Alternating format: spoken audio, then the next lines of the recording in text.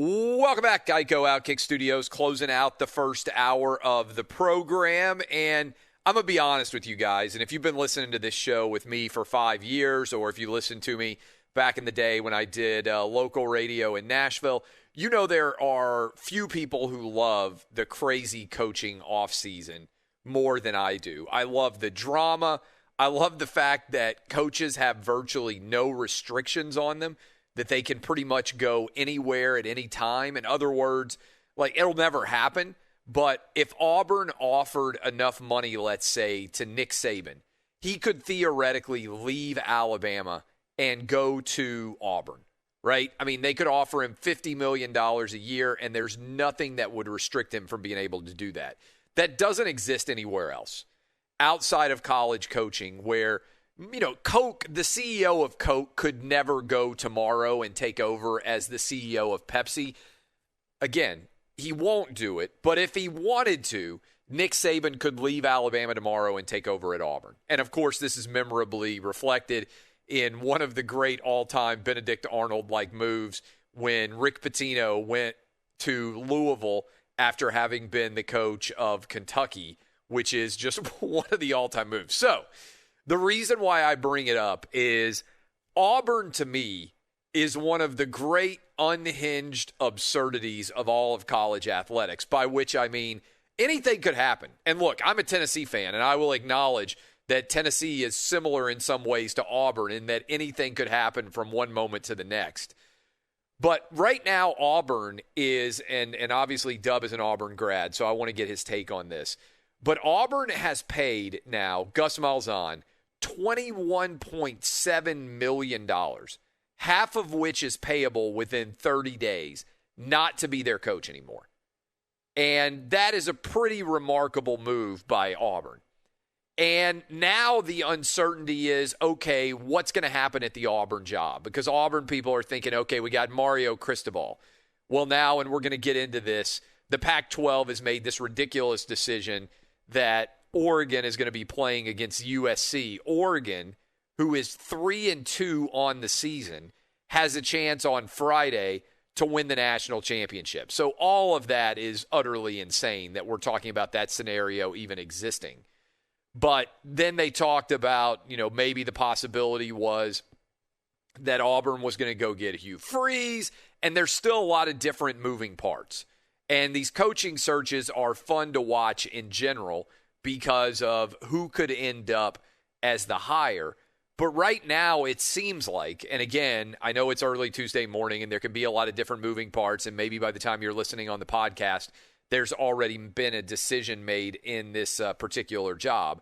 But right now it seems, Dub, like the move that Auburn might be making is paying $21.7 million for Gus Malzahn not to be the coach and potentially elevating Gus Malzahn's defensive coordinator, Kevin Steele, to become their coach. This is one of the all-time crazy moves. And I'm not saying that Kevin Steele's not a good defensive coordinator, but paying someone $21.7 million so you can hire their subordinate to now be the new coach is just an all-time, in my mind, what in the world were you thinking? If this happens, I might have a panic attack. It doesn't make any, that is an aggressive move, to say the least. If you're going to pay Gus Malzahn over $20 million to not be the head coach and just elevate a guy that's already there. In my opinion, that's one of the craziest moves of all time. I mean, it is absolutely absurd. But in my opinion, this is what makes logical sense. Now, logic can sometimes be thrown out the window in these situations, as anyone who follows the SEC knows. But to make a move like this with basically giving Gus Malzahn $21 million to walk away, to me, there has to be someone already lined up, and they just haven't announced it yet, just to, I don't know, out of respect for Malzahn, potentially.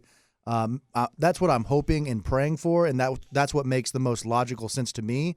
And I noticed on the betting markets yesterday, I haven't checked since yesterday morning, but they had Hugh Freeze as a plus around 250 favorite to become Auburn's next head football coach, followed by Mario Cristobal and then I believe Billy Napier. Yep. So those were the top three.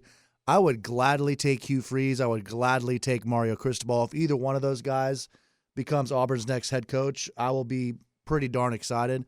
If it's someone else other than that, I'm not sure that's an upgrade at all from Gus Malzahn. Well, the thing to me, the thing that is craziest about this is the timing. The money is crazy, but everybody gets all fired up. The school isn't paying the money, right? Boosters are paying the money. So buyouts, everybody gets fired up about the buyouts and what it's costing the university and everything else. Usually there are rich boosters who they get together with and they say, hey, will each of you give us whatever the math is? Like, let's just make it simple. Let's say that a guy gets paid $10 million and it's payable over 4 years. They get together and they say, hey, will you give us $2.5 million donation every year for the next 4 years to somebody wealthy? Maybe they split it up. Everybody, 2 guys give $1.25 million each, whatever. Essentially, the donors get a tax write-off, right? Because they're giving money to the university, and then the university uses that money as a method by which they make the payoff. So this idea that typically gets floated out there, if you have good relationships with your boosters and your big money people, that's where the money is going to come from, all right? So we start there. But what's crazy about this to me is the timing. Because, and we're going to talk with Barton Simmons in the second hour of this program from 24/7 Sports. He will be on next hour. But what's crazy about this to me is I just can't believe that they would make this decision a couple of days before signing day. Because, again, I know a lot of people don't follow college football and love it as much as I do. But signing day is always kind of like a big Christmas present, right? So they've now set up an early signing day and a later signing day, and a ton of the top players in the country sign early now. So why in the world would any recruit consider Auburn at this point in time when they fired? I mean, I'm kind of stunned, honestly, that they didn't wait another week. Let Gus Malzahn get the Auburn recruiting class signed and then let him go. It's a little bit of a dirty move, maybe, because it's not necessarily 100% free to fair to those kids. But you're signing with a university, and if you really are excited enough to want to come to a university that you're signing early as opposed to waiting and seeing what exactly the situation might be later in the year, then I would guess that you really like the people that you're signing with, not only the coaching staff, but also the other players that you come to know on those visits. So I just find everything about the timing that Auburn has embraced here to be a little bit crazy.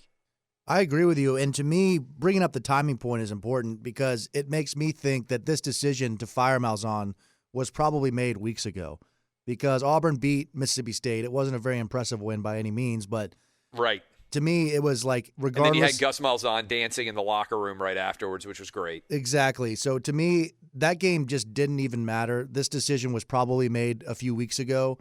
Auburn could have beaten Mississippi State 70-7 a la Arizona State, and he probably still would have gotten fired, just based on the timing aspect. And I said do you love the coaching season in college football as much as I do? Oh, I love it. I love, people getting on the flight paths online, posting that stuff to Twitter. I remember a few years back when Malzahn was on the hot seat, quote unquote, yet again. I remember a bunch of the Auburn people tracking Bob Stoops and apparently, trying to figure out where he was going. So it's amazing. So here's the thing that I think is interesting. And by the way, we should mention not a lot of drama associated with it, but the decision made by Vanderbilt to hire Clark Lee, who they announced Monday night. Clark Lee is a Vanderbilt football graduate, played there, also grew up in the Nashville area, went to a local high school, Montgomery Bell Academy, that is a super high-end, I would say, but also really good private school. And so he's connected to the city of Nashville in a good way. He's the defensive coordinator right now for Notre Dame, so he comes with a good resume. Now, to be fair, Derek Mason was the defensive coordinator at Stanford, another elite academic institution, and he also came and went to Vanderbilt and did not have success. So, I mean, all of those things are worthy of being, talked about, bandied about. But there was a lot of talk, and I think you remember us talking about it on this program, about whether or not the COVID season would make it less likely that guys would actually lose their jobs, right, and get fired. And now, and I'm not running through in any particular necessary order, but Will Muschamp fired at South Carolina. They've hired Beamer there to replace him. All right, that's an interesting move in and of itself. You have the decision made by Arizona, as you just mentioned. Kevin Sumlin gets absolutely destroyed by Herm Edwards.